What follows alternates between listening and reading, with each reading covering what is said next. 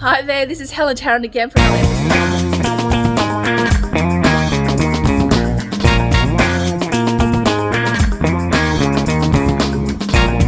with our whole team. Wow, it's massive.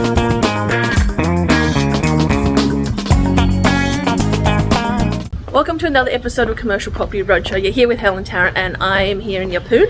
So I'm going to show you a bit of videos about YEPPOON, but it's on the Capricorn Coast and Great Keppel Island. So it's the coastal town of Rockhampton. So I'm here in Rockhampton looking at some properties today with my team, and so I've stayed overnight at YEPPOON and thinking that we'll check out the town. Now, one of the things I want to talk to you about today is actually about seasonal rent and turnover rent. So there's two other different types of rent, net rent or gross rent, which often people talk about, but very fewly does it apply in the market, except in coastal towns like Airlie Beach, potentially in areas like YEPPOON, and turnover rent applies to shopping centre rent as well. So sometimes to strip malls as well, to areas like this, or if you're the owner of a strip mall with multiple tenants. So I thought it'd be interesting for us to talk about those, because they're the things that you don't talk about and you don't read a lot about, and occasionally you come across it. So I think I've come across it maybe 2 to 3% of the time I've been in commercial property, so very rarely. So what happens with seasonal rent is that your tenant is in an area like YEPPOON where they spike during the season.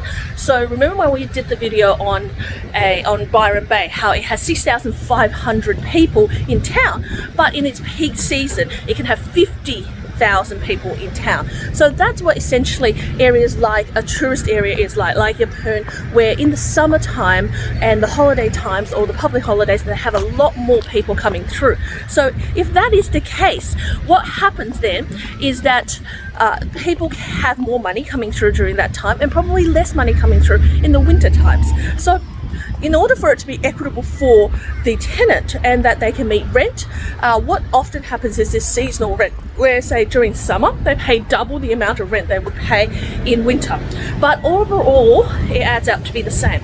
So for example, they pay, let's say, $40,000 in rent. Well, they might pay $10,000 of that during the 6 months that is the low season, and then their peak season they might pay $30,000 of that. Overall it's the same rent, but they actually then are paying more when they're having more income comes in. It helps them to manage cash flow. It helps the owners to manage their cash flow, because you just need out during that time. You won't get so much positive cash flow during the low seasons, but over the peak seasons they'll get a lot more, and it will just even itself out. On top of that, we'll look at things like how will they proportion the outgoings.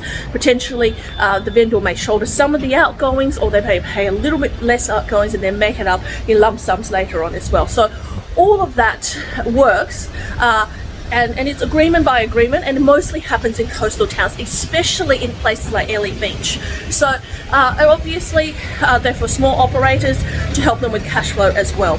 So that's something to note. So if you ever get that in one of the leases, don't feel like, oh my god, this is something so unusual. In towns like that it is quite normal. It's just not normal if you're buying in somewhere like Sydney or Melbourne or Brisbane. Now the other thing I want to talk to you about is about it's actually about turnover rent. So in shopping centres like Westfield and strip malls, when it's owned by one owner, for example, this whole strip I've been walking past could be owned by one owner. If it's owned by one owner, it potentially, because the rent and timing are unstable. So what that means is that, let's say that there's certain seasons like Christmas that they peak, Easter, or other public holidays here in Queensland. They've got May Day, they've got different fairs. So let's say those times it actually peaks, and other times it goes down. So what to compensate, and the vendor, because the tenant is essentially in a really prime location, is that they do turnover rent. So, and that often happens in shopping centres because they want a cut of the pie as well, because they may help with advertising, they may help as with signage, they may help with bringing a lot of traffic into the area. So for example, a Westfield will charge turnover rent, and the reason they'll charge turnover rent is because they use that rent, and they use that turnover rent, that premium they have on the turnover rent, to actually then advertise the centre. They may put kids activities on. They may do lots and lots of different discounts and attractions like free parking to actually incentivize the parents to bring the kids into the actual property. Therefore everybody benefits from it, and essentially that's why people will pay a premium such as turnover rent. And how turnover rent works is that you pay a base, and that base may be $30,000-$40,000 a year, and then after a certain amount, or they take over a certain percentage of your turnover, so that may be 3%, 2%, 1% or 5% of your turnover rent. So that essentially in peak times, if you own, say, a nail salon, you could be doing 2, 3, 4 grand a day in your peak times, whereas in your low season, which is your winter, you might only be doing 1 grand a day. So if your landlord is taking, say, 5% of that, they're essentially taking, you know, like $50 of that $1,000, but they may be taking somewhere like $200 on a day where you're peaking in terms of your average turnover. So it all depends on your turnover, and that means that overall you actually do pay a higher amount of rent, but you're paying that premium because you're in that prime location. You're in a location where other people, you don't need to advertise, they're bringing in a lot of customers. So that can happen if you're a landlord and you're in a strip mall situation where you're in a prime location and you're actually helping the tenants bring in traffic as well. So I've seen that in some of the leases. Again, it's not usual, and often after a little while when there's consistency, you bring them back to normal net rent.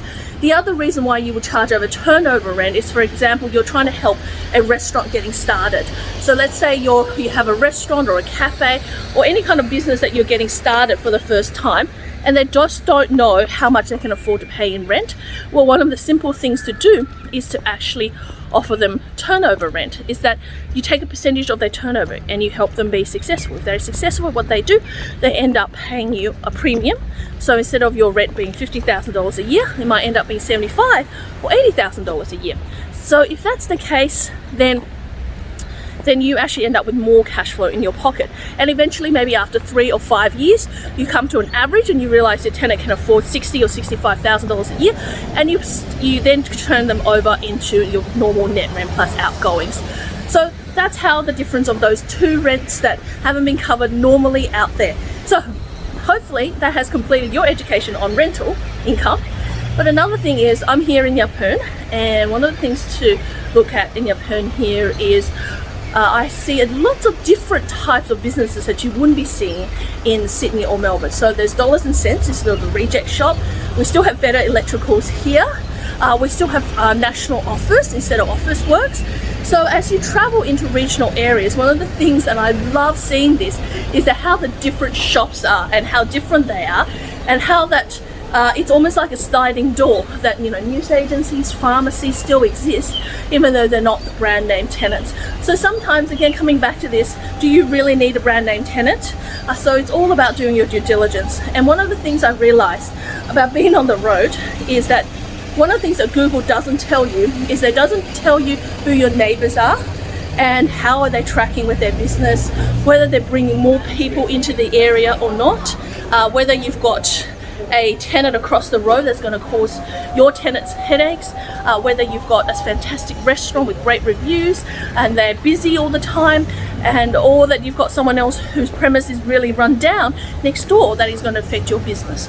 So that's what Google Maps doesn't tell you, and that's why we always cite every single one of our properties that we put our clients into, that we always check out the area. We do just as like what we're doing now, because we're off to see a property shortly further down in YEPPOON, and then we're going into Rockhampton. And this is the kind of groundwork that we do for our clients, because we want to make sure that not only is their business going to, the tenant in their property is going to survive, that they have versatility, and that the area is good for long-term investment. So if you're looking for someone to handhold you through your commercial property investment journey, reach out to me at helentarrant.com or email me at helen@commercialpropertycashflow.com.au, and just simply join my Facebook page and join me in my next live event. So I look forward to helping you on your commercial property journey. Bye for now.